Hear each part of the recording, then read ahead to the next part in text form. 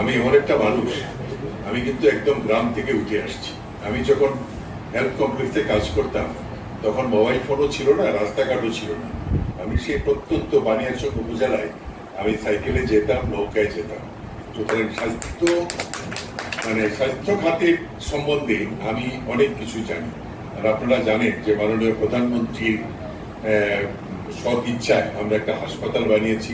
আমার জীবন শুরু হয়েছিল বঙ্গবন্ধুর হাতে, সেই 5 শয্যা দিয়ে, সেই 5 শয্যা থেকে 500 শয্যা আমি বানিয়েছি।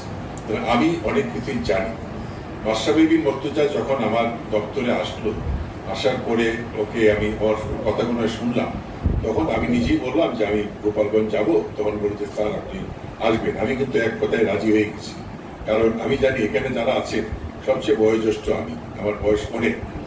তো তারপরেও আমি মনে করি যে না, আমি দায়িত্ব নেবার পরে আমার একটাই প্রতিজ্ঞা যে আমি জনগণের দোরগোড়ায় সাহিত্য সেবাটা পৌঁছে দিই, একদম প্রান্তিক জনগোষ্ঠী যেন সাহিত্য সেবা পায়।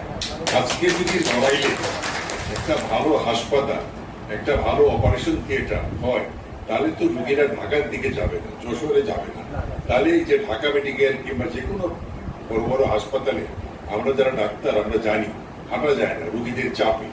আমার তো এইখানেই তো ভালো ব্যবস্থা করা দরকার, তাহলে কিন্তু রোগীগুলা ওই ঢাকামুখী হবে না, আমরা যদি তাদেরকে এখানে চিকিৎসা সেবা দিতে পারি।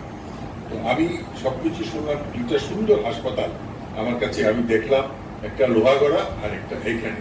এত সুন্দর 2টা হাসপাতালকে যদি সচল করা যায় তাহলে বহু মানুষের উপকার হবে। আমি অবশ্যই এই ব্যাপারে কাজ করব। সত্যি কথা, আমি রাতারাতি পারবো না, রাতারাতি কোনো কিছুই সম্ভব না।